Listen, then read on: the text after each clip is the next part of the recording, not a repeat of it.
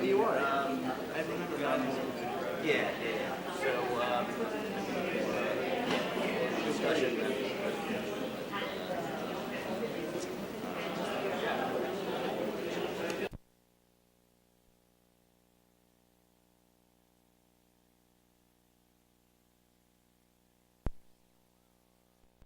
I apologize, we don't have coffee this morning after a long weekend. Happy Columbus Day weekend. This is the Borough Service Cabinet meeting, October 14th, 2014 at 9:30 in the morning in the community room at Brooklyn Borough Hall. I'd like to welcome everyone. My name is Diana Reina, the Deputy Borough President, on behalf of our Borough President, Eric Adams. I want to thank everyone for coming in. We gave more than sufficient time to be able to have everyone gather. I understand that it's hard to adjust after a long weekend, so we were hoping to make sure that we gave those extra minutes. We do have a heavy load of presentations here today, so I hope that we can manage to focus on all three of the agenda items. We're happy to have extended to the different programs that will be making these presentations. Before I begin, I wanted to just introduce Ryan Lynch, our new policy director. Ryan, if you could just stand up. And Ryan comes to us from the Tri-State campaign. So we're happy to have him here. I would love for you to welcome him with a round of applause so that way he's energetic.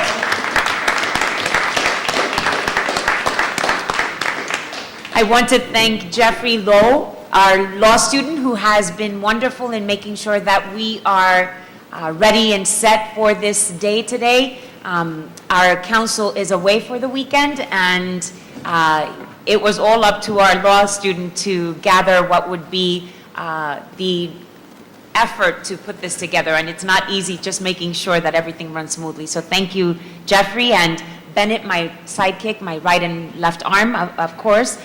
Steve Zeltzer, who's the Brooklyn South, and Nan Blackshear, Brooklyn North. So Steve and Nan are going to be the two faces you're going to see throughout the borough.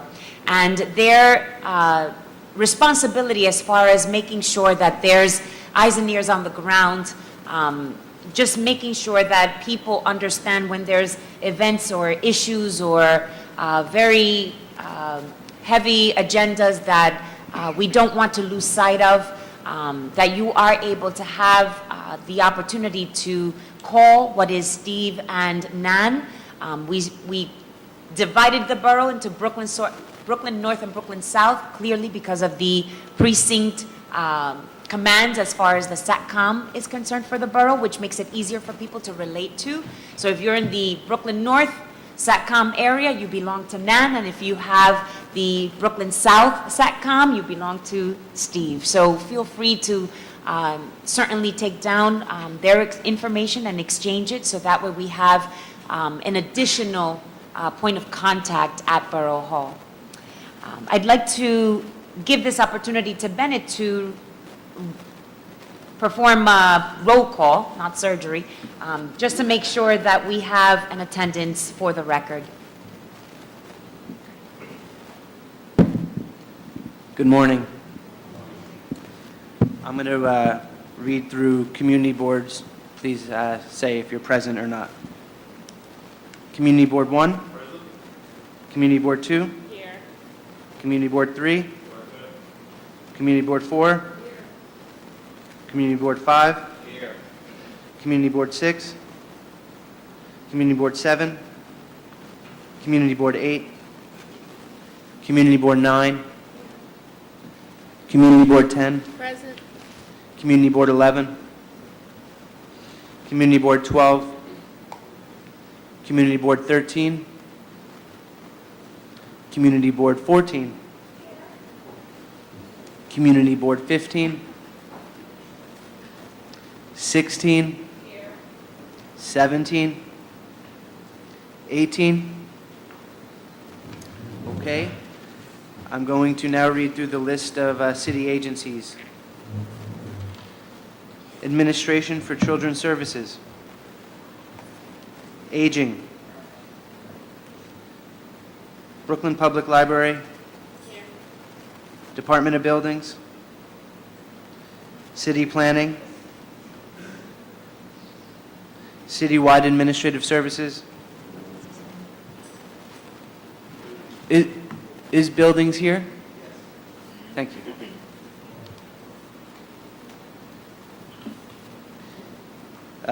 DCAS, Department of Citywide Administrative Services. Commission on Human Rights. Con Edison. Consumer Affairs. Corrections.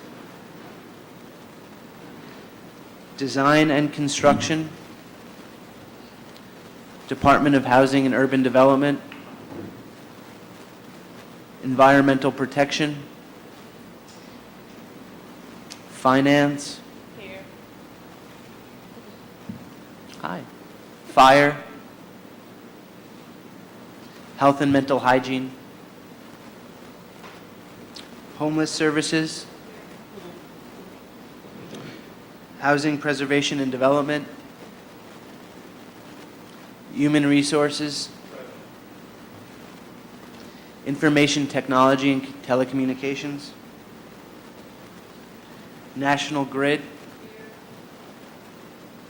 New York City Transit. Mayor's Community Assistance Unit. Parks and Rec.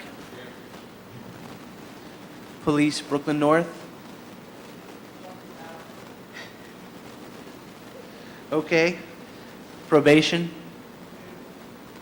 Yes, thank you. Sanitation, Brooklyn North. Sanitation, Brooklyn twice. Brooklyn South. Small Business Services. Transportation. Youth and Community Development. U.S. Postal Service. 311.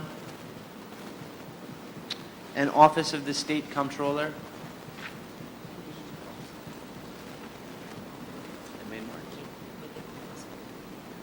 Is there anyone present that I did not call? Thank you.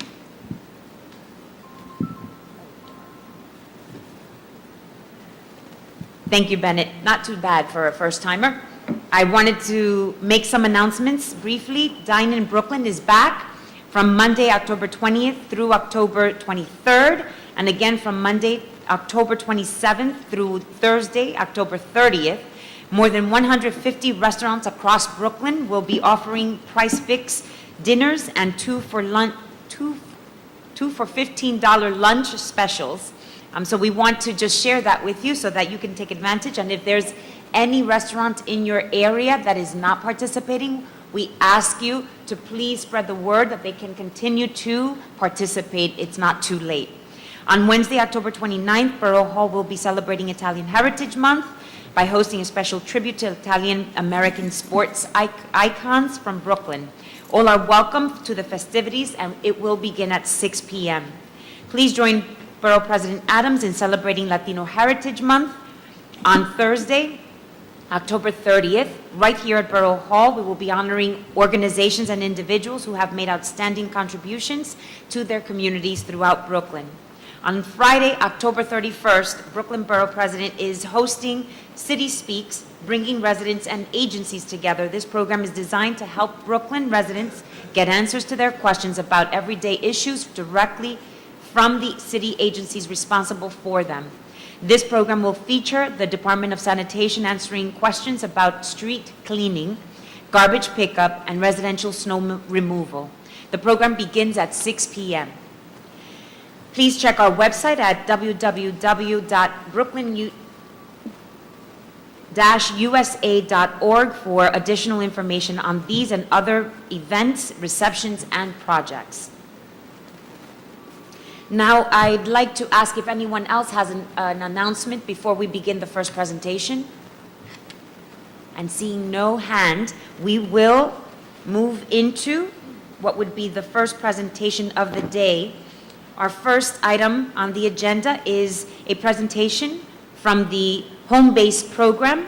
the Department of Homeless Services. At our last meeting, we briefly touched upon the home-based program as a way to focus on homeless prevention, and we thought it would be beneficial for all our district managers to get more information on this initiative.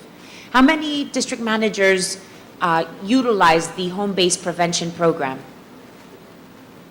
Okay, so that speaks volumes as to why we want to make sure we're connecting this particular agenda item to our communities. It's a program that is not new and has been around for at least 6 years, 5, 10 years? God, it's been that long. 10 years. So we want to make sure that you are able to gather from this presentation and continue to have any questions. Feel free to contact them directly as well.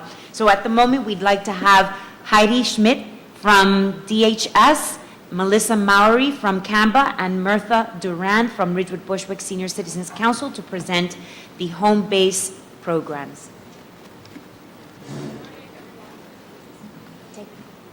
And this moves the presentation?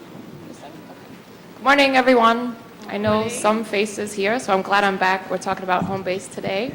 I actually brought more people than I've listed here, so I would like for them to introduce themselves and kind of explain to you what their role is at home-based or at DHS. So I'm going to quickly do that before we jump into the presentation.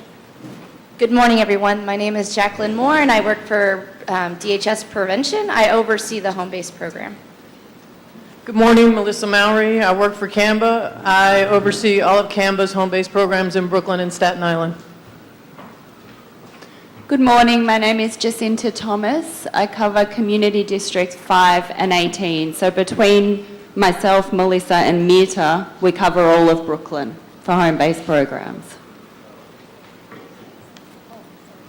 Hi, my name is Stacy Sedano. I'm from DHS Prevention Unit, and I assist also with overseeing the home-based program. Hi, I'm John Rivera, and I'm a Community Outreach Specialist for RBSCC Home Base. And my name is Mirtha Duran. I'm the program director for the home-based program in Williamsburg, Bushwick, and Brownsville. So you can see we're covering all communities in Brooklyn. I really would like you to become familiar with where the locations are. We're expanding. I've sent a map around, so we've got locations listed here. The ones in red are where we're expanding in Brooklyn. We haven't yet opened those offices, but we will be shortly opening them. And I will also make a plea for the second East New York office. We're still looking for a location. So if you know of a location, I would really appreciate if you would bring that to our attention. Okay, so first I'm going to jump in with the expansion. We currently have 14 offices across the city. We're expanding by another 9 offices to 23 offices total. Our budget has nearly doubled. It was $22 million. It's now $40 million. And in Brooklyn specifically, we're going to have 2 new offices. One, the East New York location that I've mentioned, and the second one is going to be in Bed-Stuy. Jacqueline, I think maybe you could talk more about the mapping project. And then, like I said, we've got the map of locations. Okay, so what we're currently doing right now is that we're working with Arachno and Google to use housing court information and data, as well as take some of the administrative data that we have at DHS and HRA, and using it to sort of have an interface with the map so that outreach workers on the street could find and target households and buildings with high numbers of evictions, with reports of shelter entry. Maybe they've recently applied for shelter in the last 3 months, so that the home-based outreach workers could actually go knock on those doors, engage those landlords, and provide services to folks that we think are at high risk of entering shelter. Thanks. So I think you can see from the mapping project that we're really trying to target communities, so we need your help. I know people come to your offices sometimes, saying that they are on the borderline of eviction, they want to go to shelter. So I think we'll discuss today exactly what home-based does and what they are not capable of, so that people's expectations really are tempered and that they know that when they're coming to home base, what they can expect and how we can help. I will now turn it over to Mirta and Melissa. Let me stand right here. Okay, so very briefly, I just want to tell you guys what the home base program is. It's a citywide program. We're here for Brooklyn, and as we mentioned, the Catholic Charities, CAMBA, and RBSCC provide services to all the residents in Brooklyn. The home base program is a community-based program, which means that you don't have to travel to Midtown or something like that to get services. We are in your community. And for most people, they could walk to their home base office, or it's a very quick train ride or subway ride away. Our focus is families with children. You guys see the marketing materials. It's families with children. We also provide services to adult families, singles and adult families, but usually per program, maybe between 5 to 10% of our clients are single or adult families. The home-based program requires that the participant or the client is involved. We want our clients to come to answer our phone calls. It's not a program in which a case manager does everything to you. You come in, you bring in your information, and then somebody kind of does everything to you. You have to show up. If you're in housing court, you have to meet the appointments of housing court. You have to go to referrals that the case manager sends you. And what we really want to do is keep that family in the community. One very important thing that the program is a homelessness prevention program, not necessarily an eviction prevention program. And I make that distinction because sometimes people think that, if you're getting evicted, you're going to get the full scale of home-based services, but it doesn't necessarily mean that. Our job is to to help those families that are at risk of becoming homeless and going to shelter. Very briefly, our eligibility is based on income. We obviously serve people that are at a certain income, and we don't have the numbers right now, but probably if somebody qualifies for food stamps, they qualify for home base. There is a requirement of public assistance, of having a public assistance case for families with children, and that may mean that the case is active, it may mean that it's sanctioned, but the family has to be in either getting cash assistance, food stamps, or Medicaid. And finally, the family has to be at risk of homelessness. And we use a research-based risk assessment tool. We ask the family a series of questions to determine their risk of homelessness. And based on that, some families will receive our full menu of services that for most people is about 4 months. And Melissa will talk a little bit about what those services involve. And some families who are found to be at low risk of homelessness receive services for 1 day. And in that day, what my staff tells the client is, we're going to do everything that we can today to make sure that your situation is resolved. So it's not necessarily that the person is going to walk out of our office upset or anything like that. They're going to get services. They're going to get referrals. They're going to understand if they're in court, their court cases better. They're going to get referred to an attorney if they need to. They're going to get referred to a bunch of other organizations that can provide services. We are on the phone with HRA during that day to make sure that the client situation is resolved on that day only.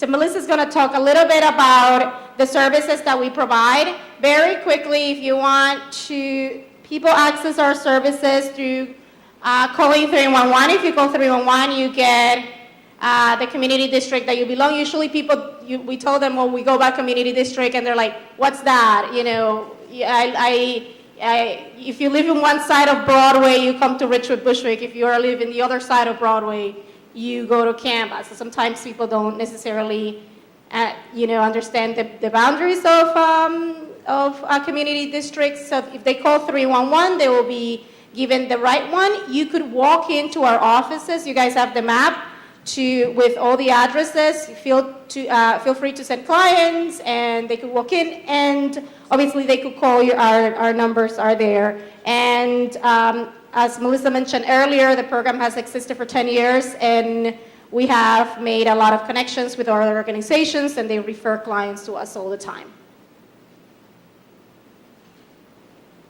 Is this microphone working? Okay. So how do we accomplish our goal? Next slide, please. So we provide advocacy services. We do advocacy with landlords and with tenant. We do informal mediation. We have attorneys that can do more formal mediation, but when you say mediation to a client, it kind of scares them. We also do advocacy with HRA, and we're working on a project to co-locate Human Resources Administration in our offices so that we can have a point person there in the office who will be able to help us determine what type of public assistance case someone has, and if they're working with a one-shot deal, what's the current status of that one-shot deal, if it's rejected, if it's denied, if they need a third party.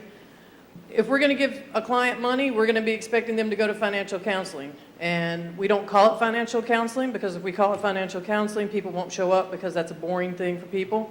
So for Campbell, we call it GOMO, and I know for the other programs, they have their own acronyms, their own names for their financial literacy classes. We also do credit counseling, and we know that that's a barrier for people staying housed.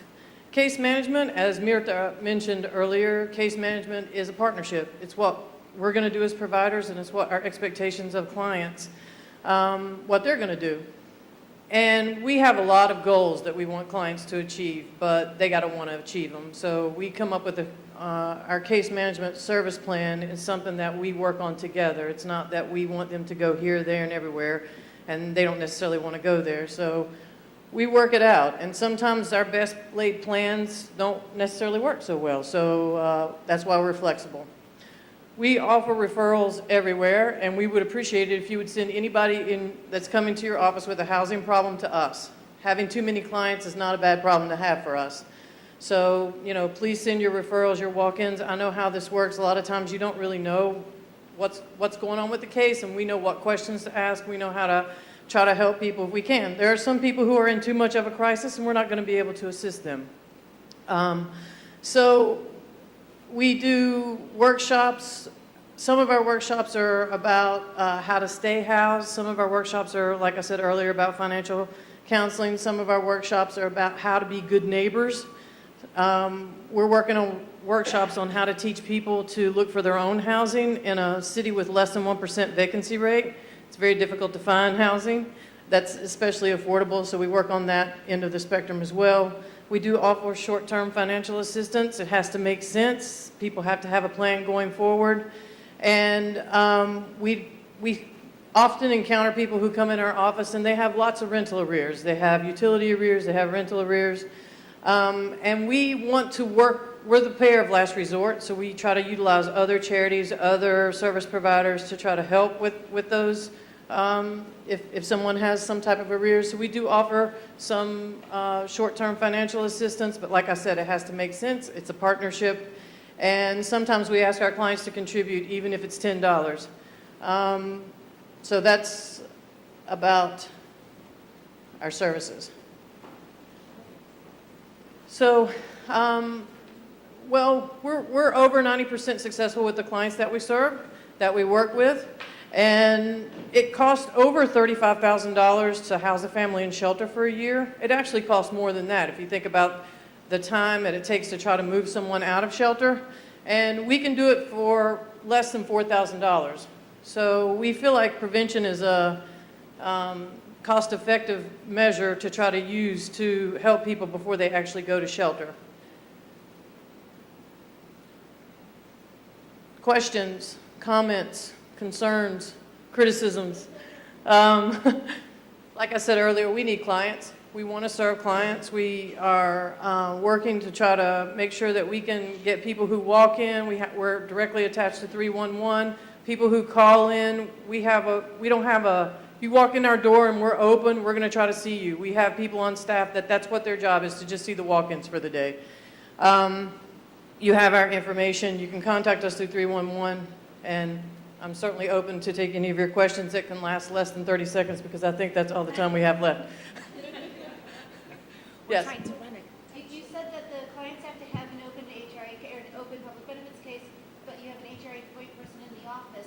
Would that person assist them with opening a case if they don't have a pre-existing case? If they don't have a public assistance case open, that person can make a direct referral to the center, but that's going to happen on the center level. They're still going to have to go to the center. But we feel like they can get a better level of service if the HRA worker in our office can make a direct referral to the center. So that is something that they can do. And the case can be open, closed, and it can be an SI, single issuance, or an application stage. Yes, ma'am. Yes, you mentioned your client intake, you mentioned families, and then you mentioned adult families. Yes. What about seniors? Singles and adult families, we consider the same. 5%. I said seniors. Seniors. Senior citizens are considered singles if they don't have children living with them. It depends on the age of the child that's living with them in their household.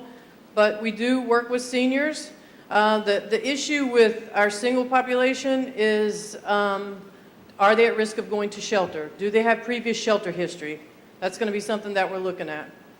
But 95% of our funding is towards families, and only 5% of our funding is for singles and adult families. Seniors would fall into the singles category if they're single. So those seniors, I'm specifically for, who don't have history, Yeah. and their landlord is forcing them out to what's going on in Brooklyn, what kind of services are you there for? We can do, if they don't have a previous shelter history, they're probably not going to be eligible for our full financial aid and full set of services. We do referrals. We can refer them. If their landlord is throwing them out, I'm hoping that they're going to be doing that through housing court. So if they don't have a housing court case, they need to know what their tenants' rights are. So that's something that... Absolutely. Yes. We're going to give them a meaningful referral. Some of that means that we're going to talk to them about their tenants' rights. How long have they lived there? What are their rights? Are they rent stabilized? Is it rent controlled? And we can also send them to other charitable organizations that may have flexible funding. And we can send them to legal services for legal representation. Any other questions? How many languages are available? Brooklyn is a borough where 47% speak a language other than English, and so we want to make sure that as far as the services are concerned, that there's access to the language spoken at home. Is that something that the Department of Homeless Services is attacking? Yeah, at CAMBA, we're multilingual. We speak Creole, we speak Spanish, we have some Russian speakers, pretty much we cover it all. Some African dialects we also speak. So French, we can pretty much cover if someone has a language that that's not English, it's other than English, we can cover that.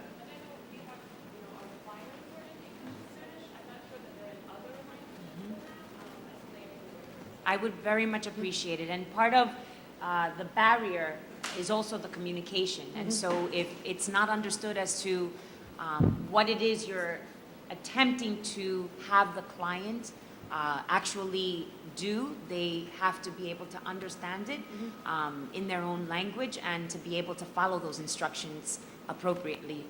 So we want to make sure that this particular service is utilized as part of one of many tools in your offices as district managers are concerned. And I was amazed but not surprised that many offices perhaps are not aware of the home-based programs, and you don't have to necessarily have a home-based program in your community board in order to access the service for the residents of your community board. Thank you very much to the Department of Homeless Services. I'm sorry I keep passing notes, but this is the only way to make sure that we're running on time. And if there are any further questions after the meeting, we're trying to make sure that we have an end time of 11 o'clock, but the Department of Homeless Services will be here for the rest of the meeting for any answers and questions. Thank you very much. I appreciate that. Our second agenda for the day is a presentation from National Grid on Local Law 30. Under Local Law 30, National Grid will be required to replace gas valves in nearly 70,000 homes throughout Brooklyn, Queens, and Staten Island. National Grid expects to start working in Brooklyn before the end of this year to begin this undertaking. If I can have conversations outside, that would be fantastic. Simone Weems from National Grid to present to us. As Renee is setting up the monitor, I'm going to ask Simone to begin her presentation. Thank you. Good morning, everyone. My name is Simone Weems. I work The mic, right here. Is that better? Okay. My name is Simone Weems. I work for National Grid. I'm one of the project managers in National Grid's construction area, and I work out of Greenpoint, Brooklyn. I am here to talk to you about the Local Law 30 program, which is a service valve installation program that's going to be starting in November, and we have about 68,000 services to get done between Brooklyn and Queens alone. Okay? The Local Law 30 program is a mandate by the FDNY and the New York City Building Code, Local Law 30. We're required to install the shut-off devices outside designated building units to ensure the safety of all of our customers and first responders. It's a valve that actually secures the gas from the street, so in the event of an emergency, we don't have to gain access to the premise. Like I said, the installation of the devices is mandated by the City of New York per Building Code of the City of New York, Local Law 30, and National Grid is required to complete these installations by November 1st, 2019. So we have 5 years to get this program complete. The shut-off devices will be installed in the street, at or near the curb, depending on the length of that gas service. Some services run across the street, in which case we would do it in the street. But for most of the services that we have identified, they will be at the curb. And like I said, the devices will make it possible for first responders to shut the gas service off in the event of emergency. So whether that's FDNY and or National Grid, we'll be able to secure the gas right from the street. It's really hard to see this map, so I will provide a hard copy, but this is our service territory. This is the Bay Ridge area here for us, our Canarsie service territory, and then anything in Greenpoint and Red Hook. In each of these billing units, I've identified each of the areas and how many services we have to do. So if you want to talk after the meeting, I can give you, for each of your communities, how many services have to be done by billing unit. So you'll have that, okay? Okay.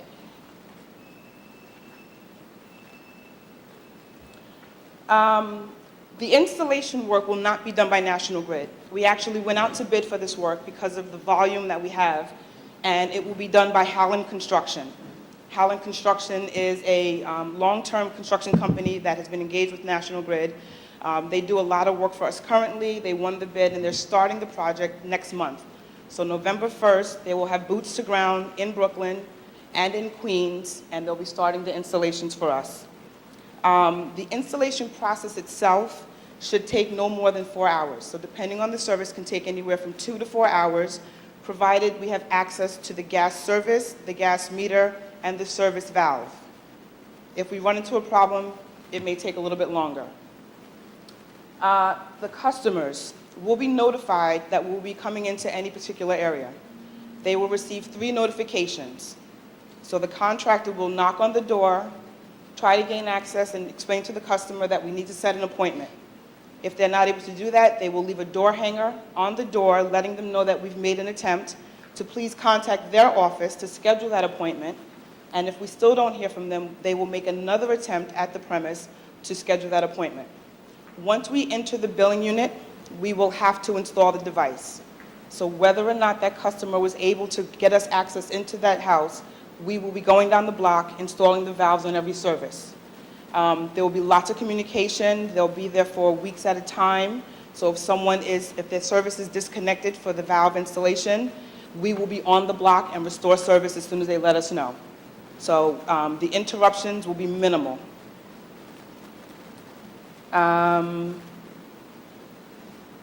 We recognize that we have a number of critical care and sensitive condition customers.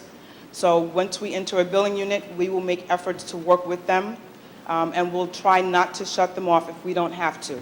We know that we're going into the winter season, so we will work with those customers to schedule appointments with a delegate, with a family member, with someone that will be able to get us access to the meter and service valves so that we can do the work and then restore gas as soon as possible. And the contractors will be there, so they will explain the process to everyone. For that 2 to 4 hour window, if we have a very cold spell, they will explain to them, turn the heat up a little bit. It'll be 2 hours to keep everything shut. We'll work outside as quickly as possible and try to restore that gas as soon as we can. Okay?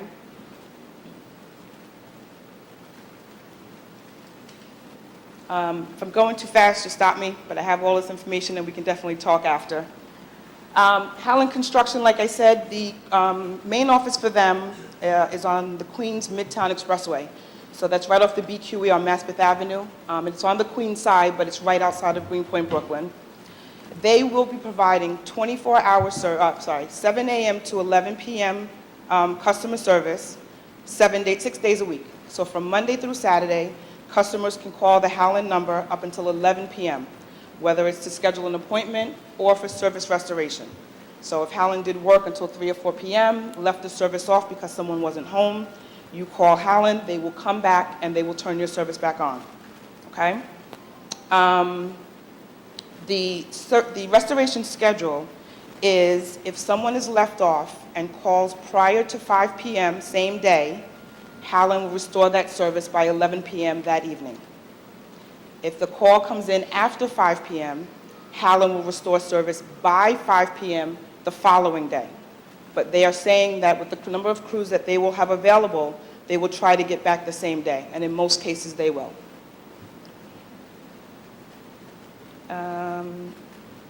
And then this is just my sensitive condition again. Okay, and then the community and outreach. So I work closely with Renee, and we'll be working closely with our other jurisdiction leads on this to make sure that each community board has all of the information that you need on the program. There'll be no surprises. I'll provide any information you need, the billing units that we're working in, the addresses that will be affected. We want to make sure that customers are aware that we're coming, what the work is that we're going to be doing, provide contact numbers in case there are any questions or concerns, and then vice versa. If there's anything that you guys are getting from your communities in terms of questions or concerns, we want them fed back so that we know how to manage the program and we can do the right thing as we move through this. 68,000 services over 5 years is a lot. So we're going to be coming through. We're going to have a lot of crews on the ground, a lot of work being done. And it's going to be a disruption for some people, but unfortunately, we have to get it done. So if we can work together to make it a seamless process and make it run as smooth as possible, that will be great. So I'm going to try to get to each of the 18 community boards in Brooklyn and Queens, the 3 on Staten Island, just to feed information out to everyone. My information is here, and I'll leave it with whoever wants it. If you have any questions, you want me to come to a meeting, a session, provide information anywhere I can, I absolutely will. But like I said, the program will be starting November 1st in Queens, Billing Unit 74, which is Corona, and then we're going to be moving into Flatbush, Brooklyn, on or around the 14th or 15th of November. And then we're just going to continue the work from there. Okay? Yes. I think they are really great over.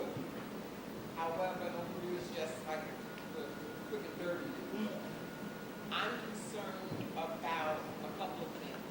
Number one, individual notification.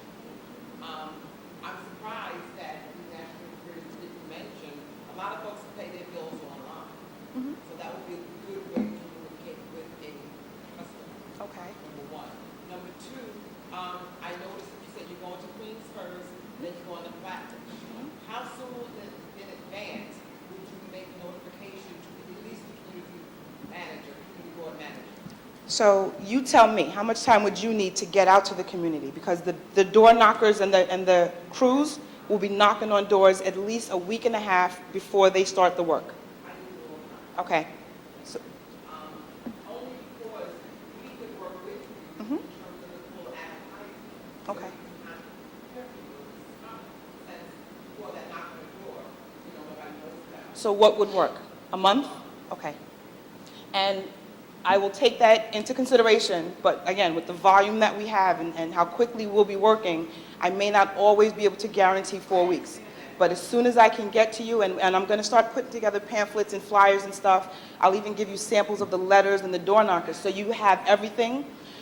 What I don't want to do is have the information provided now to a Canarsie, and then we don't get to Canarsie for a year. So now they're waiting for us. Every crew they see, they'll think, is this program? They'll say they were here when that wasn't us. So I'm going to try to have it so that it's timely, it's relevant for the customer, they understand what we're doing, and it's actually us doing the work. And for my community, we need to have it in Spanish as well. Oh, yeah. Whatever that information is. Okay. And I recognize, and I thank Renee, because Renee did come to my district service cabinet and shared with me that this program was imminent, it's going to happen. And of course, that the presentation was made here today. But you guys are only 2 people. You got a big agenda before you. Does Helen, your contractor, is there a direct contact person Yes. that we can make contact with that Helen? So when I give you the pack of information, that includes an FAQ sheet, flyers for the program, and then the notices, on that notice is Hallen's customer service number, the direct project manager, whose name is Paul Menudo, and his number. So you'll have all of their numbers, including my number. And my last question, because I'm sure everybody else has questions. You mentioned 3-tone way of communicating. And then at number 4, you're going to go ahead and do the work yourself. I'm uncomfortable with that. Okay? So I don't know what happens after that. But I don't think that that's a good way of shutting off gas and for heating more quickly. And you having to talk or, have that contact with the property.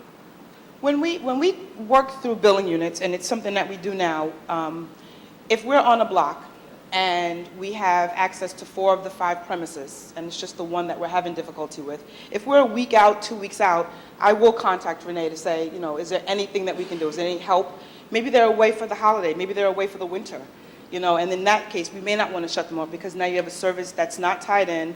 No one's home, we can't restore the gas, our pipes are going to freeze, they're going to be inconvenienced. So to avoid all of that, I may reach out to Renee to see, can we reach out to the local community board? Maybe someone on the block has the key. Maybe someone knows how to gain access. So I will try to work with those premises that we don't have access to. But again, we have 68,000 that we're mandated to do in 5 years. And if I start skipping over them and have to come back, I'm leaving all that work for the end, and that's what I don't want to do. So we will try. And what about holiday and March? Coming up on real good holidays for a lot of people. Scale back crews. We're not going. Work at all, what does that mean? We'll work by appointment. So if people say they can do it, One of my blocks for Thanksgiving or Christmas. well, not the day of, but the day after we may. We may.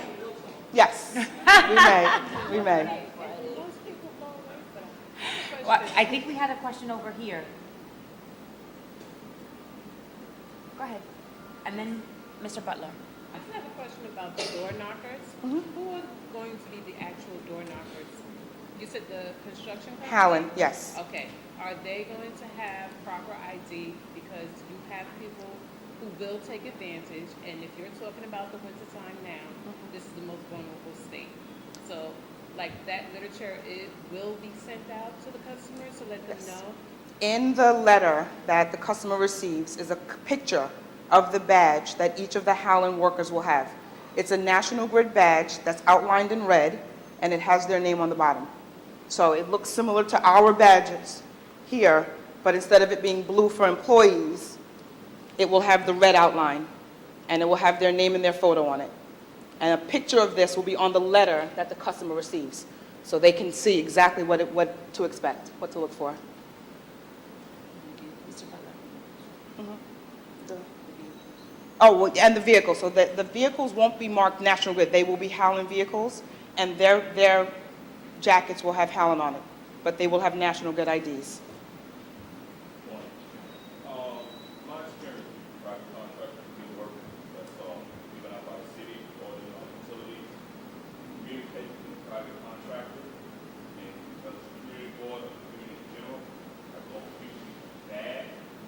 So I have an issue with the whole cutting off the gas. You know, we got a 4 by 5 and it's 10 degrees, and the person got to wait 12 or 24 hours for the gas to cut back on. So who's overseeing how? Is National Grid overseeing how when we have an issue concern with how? Because right now you're saying we got to deal directly with how and the private contractor. We have an issue with them. National Grid, it's what a National Grid overseeing contractor. Me. That would be you. So the way my team is set up, I'm the project manager, so I will handle all the complaints, the concerns. I've even asked them to let me handle the critical care sensitive condition customers. They need to be managed separate than the general population. Then I have 2 supervisors that are out in the field overseeing National Grid inspectors that are watching Howland. So it's kind of 3 levels. So it's me, my 2 supervisors, and then I have 5 inspectors that are watching Howland throughout Brooklyn and Queens. So the inspectors report back to the supervisor if anything's not right. They report back to me, and then if anything needs to be escalated, I'll take it back to the appropriate person. One of the other things is Howland will let us know on a daily basis if anyone was left off. So that's with the contractor. If anyone's left off that needs restoration same day, we have in-house crews that can go do the work. Okay, and I've worked in the field for several years. We're not going to turn anyone off if it's 10 degrees. Forget the mandate, forget the program.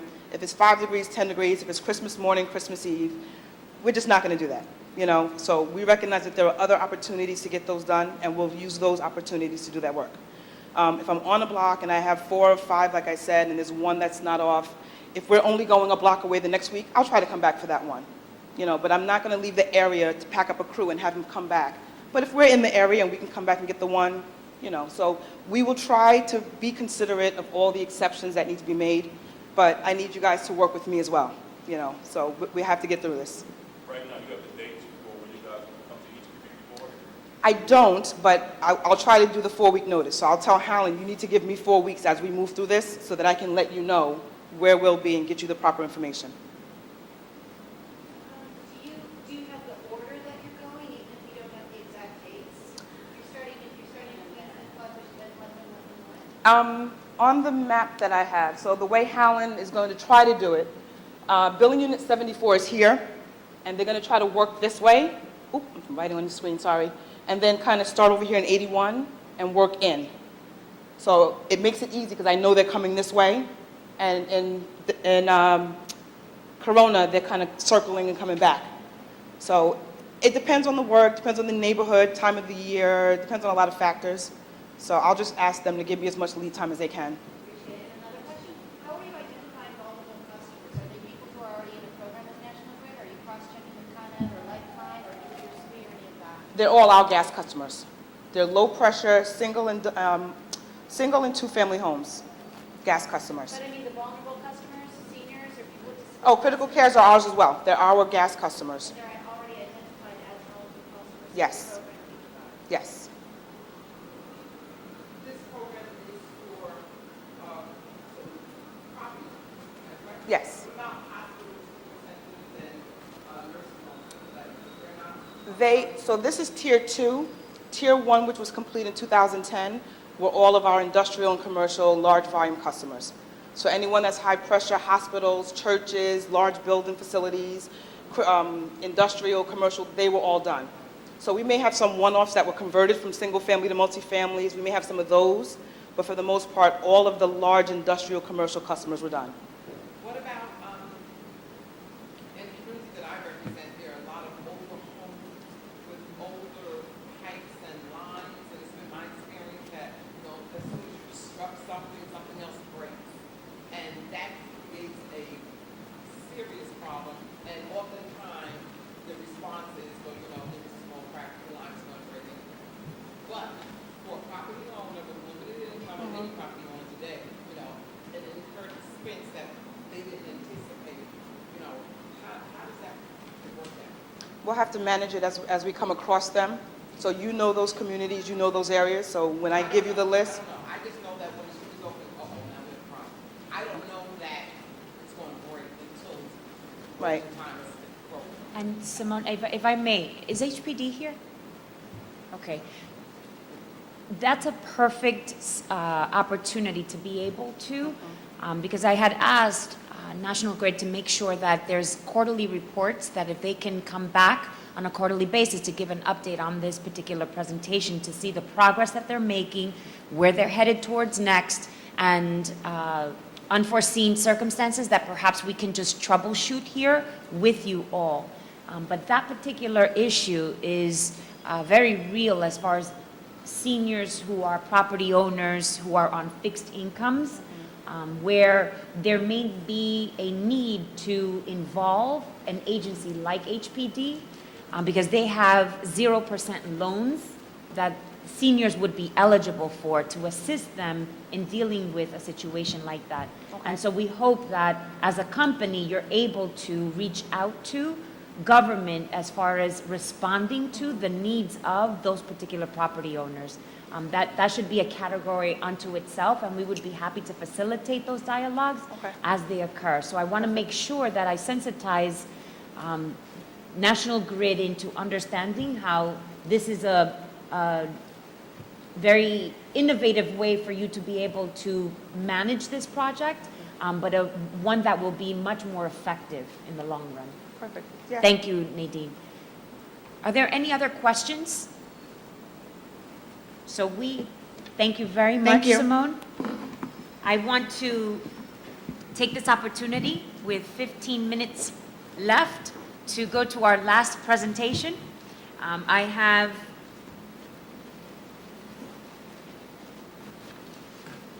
the Brooklyn Public Library update on programming and services. Naila Rosario will be presenting along with David Wallach.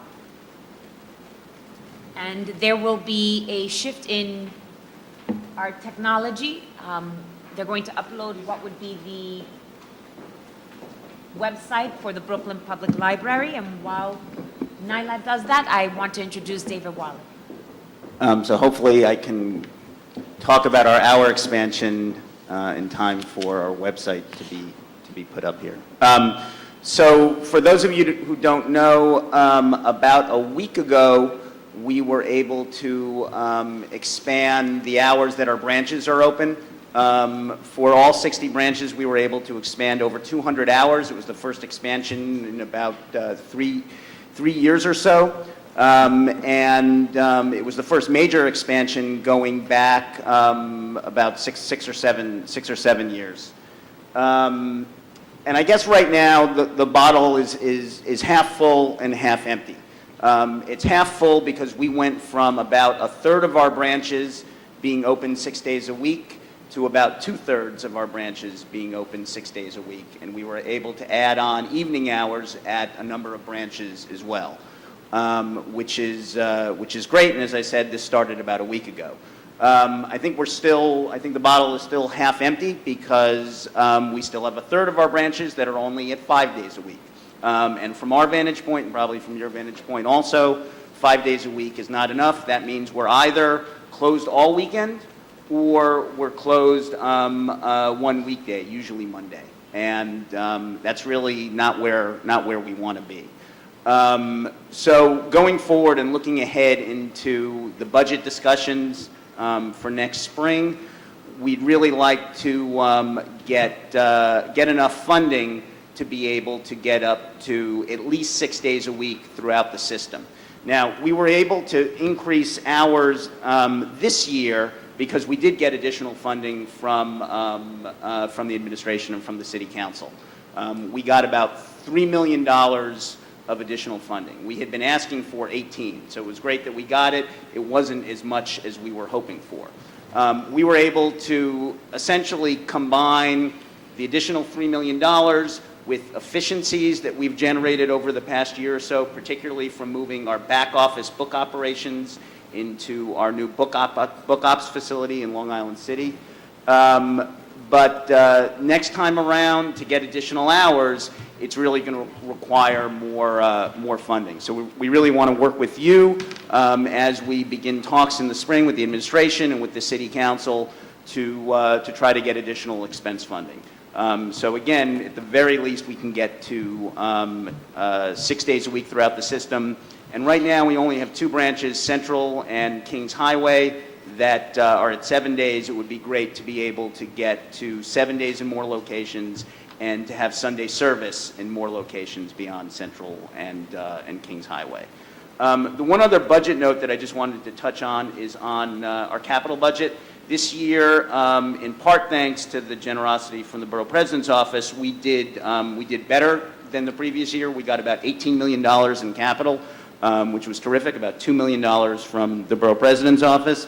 But all told, it's still a far cry from where we need to be. We have about $300 million in outstanding unfunded capital needs in all of your branches. Nyla passed out a list which shows them branch by branch, all of our unfunded needs.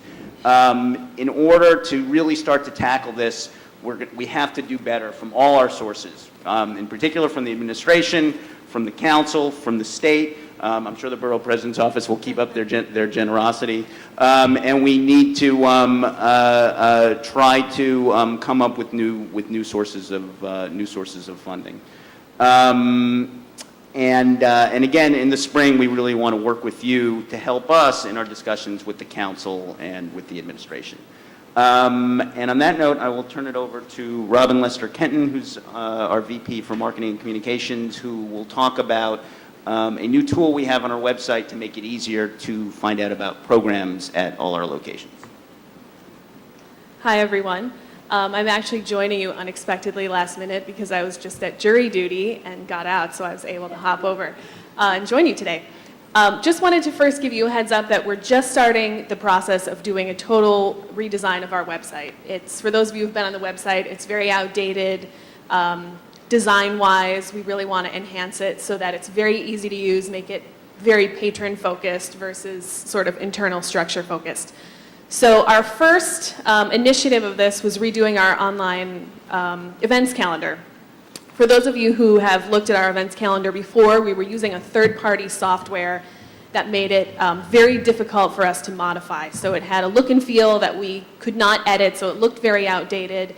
It was very slow response-wise, and we had a lot of problems on the back end. So if we had a recurring event, for example, like every Tuesday, it's chess club at XYZ branch, if a major holiday like Christmas Day fell on a Tuesday, we actually could not create an exception to delete that day. So if you looked at our calendar, it would say library's closed, but it would still say chess club at 4, which was not a great way to have a calendar.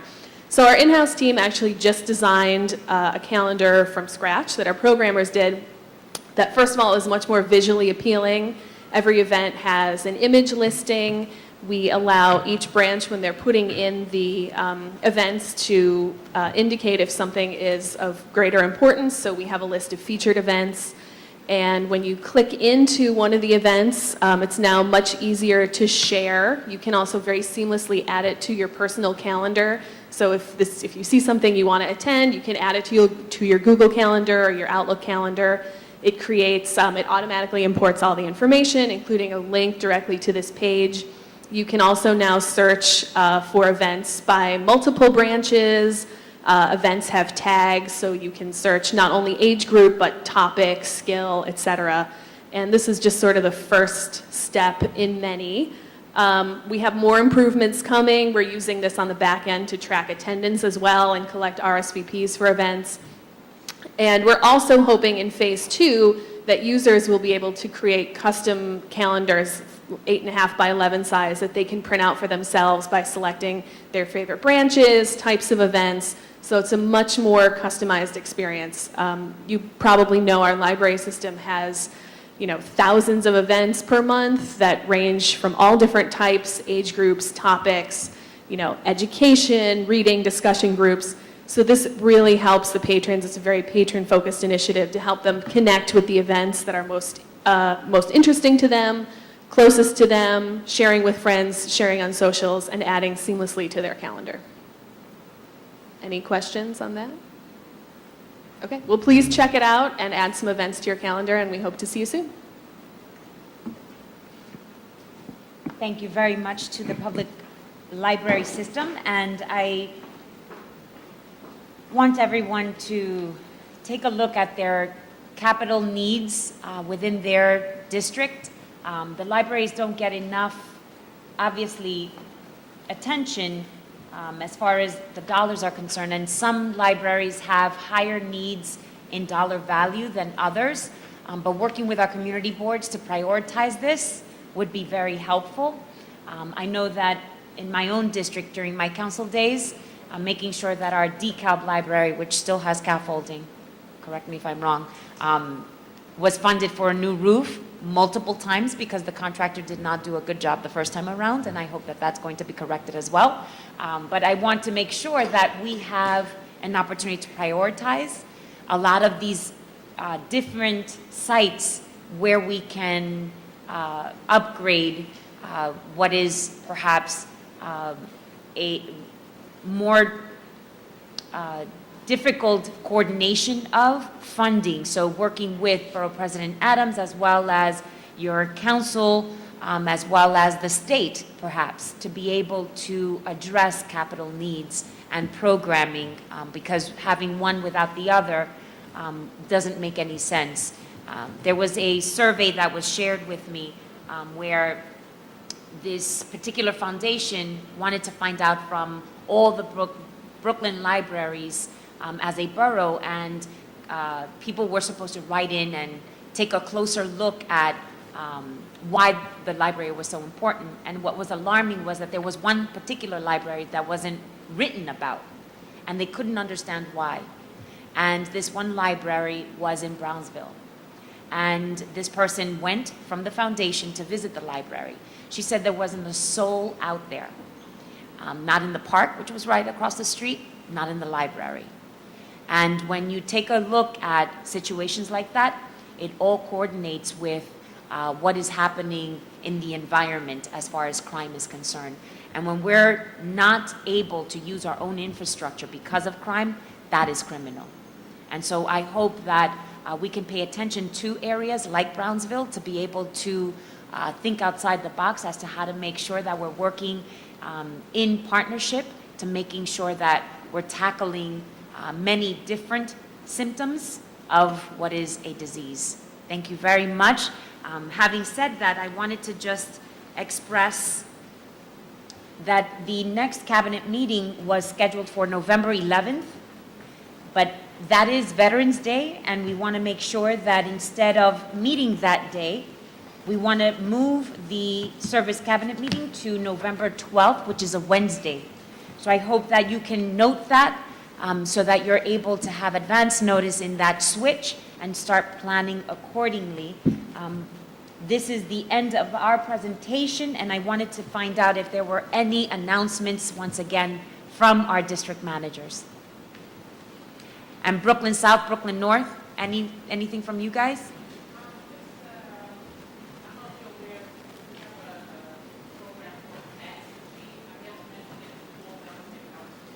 How about you come over and use this mic so that way I know. Can you imagine that?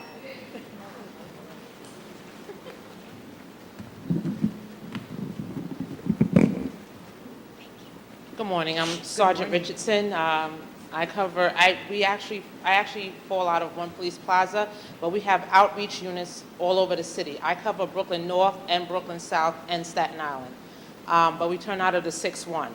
What we have is called a FATS machine, Firearms Assimilation Training Service. What it is we come to you on your program and we bring our firearm assimilation machine. This way you can step into our shoes with everything that's going on, step into our shoes, and I'm not saying whether right or wrong, but step into our shoes and see why we do what we do when it comes to shootings.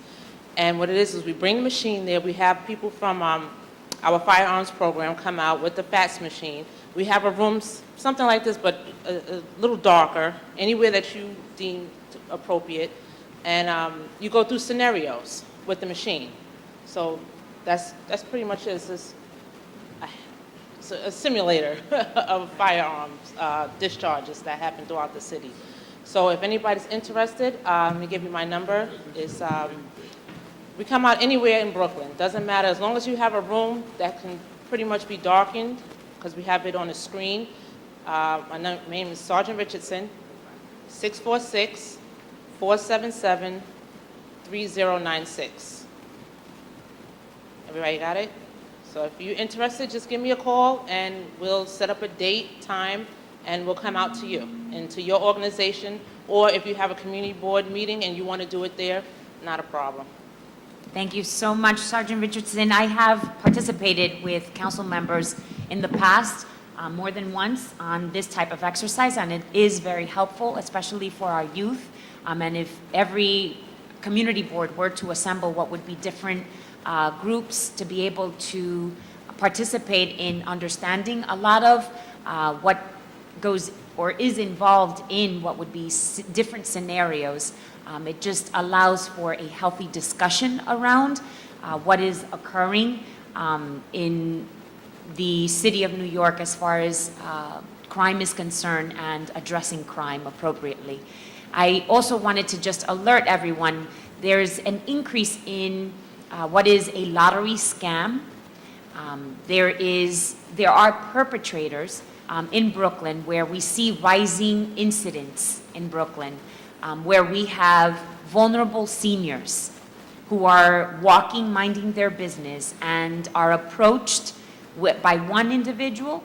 It's perhaps a man and a woman. There was a high-profile case on Channel 47 in Bushwick, and the person is spoken by one person, distracted by another, soon told that there's a winning lottery ticket that they could partake in. Whether or not you're convinced, they manage to take you to your home or your ATM, local ATM, to steal what could be money, gold, anything you have that's of value, and we have seen thousands of dollars. So we want to make sure that we're sensitizing everyone, making sure that people are alert.